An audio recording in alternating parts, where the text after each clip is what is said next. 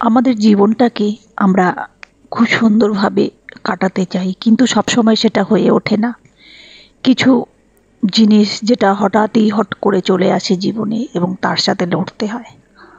জীবনে একটা চেয়েছিলাম খুব ভালো লাইফ পার্টনার হবে, কিন্তু সেটা পসিবল হয়নি, কারণ মা বাবা আমার ভালোটা হতেই দেয়নি। মা বাবার মতে বিয়ে করে জীবনটা দুর্বিষহ হয়ে উঠেছিল। আফসোস হয় কেন মা বাবার কথা শুনলাম। তা করি যে নিজের মনের মতো করে জীবনটাকে কাটাতে, কোয়ালিটি লাইফ কাটাতে, খুব ভালোভাবে জীবন কাটাতে।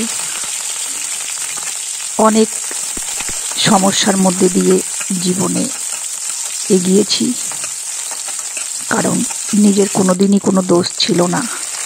শ্বশুরবাড়ির লোকের নানা রকম সমস্যা প্রবলেমের মধ্যে দিয়ে যেতে হয়েছে, কারণ এখনকার দিনে আমি দেখি যে কেউ কাউরি ভালো তো সহ্য করতে পারে না এবং হিংসা করে, যাতে তার ক্ষতি হোক, খারাপ হোক, ভালোটা চায় না দেখতে।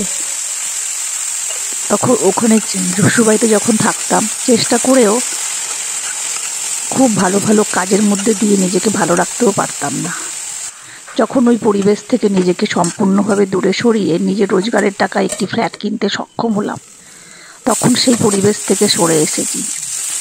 এটা রিয়েলাইজ করেছি অবশ্যই, যে তুমি যদি ভালো থাকতে চাও তবে তুমি পজিটিভ পরিবেশে থাকো, সুস্থ পরিবেশে থাকো। কারণ নেগেটিভ পরিবেশে অসুস্থ লোকজনদের সাথে থাকা, তুমি কোনোদিন ভালোভাবে থাকতে পারবে না, কারণ তারা চাইবেই না তোমাকে ভালোভাবে থাকতে দিতে। অথচ কিন্তু নিজের রোজগারের টাকায়, হাজব্যান্ডের রোজগারের টাকায় নিজেরা থাকতাম। নিজের বাড়িতেও নিজে ভালো করে থাকতে পারিনি, যতক্ষণ না পর্যন্ত আমি নিজে রোজগার করে বাড়ি করেছি, ততদিন পর্যন্ত তো ভালো করে থাকতেই পারিনি।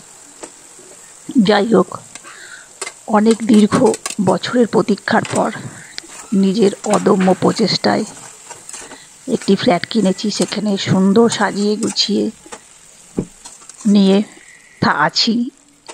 আর মাঝে মাঝে মনে হয় যে এটা যদি আরও আগে হতো খুব ভালো হতো।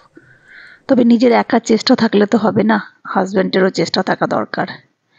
যদি একটা নেগেটিভ পার্সন লাইফে আসে, সেটা খুব তাড়াতাড়ি সহজেই তাকে পজিটিভ করে নেওয়া খুব অসম্ভব ব্যাপার।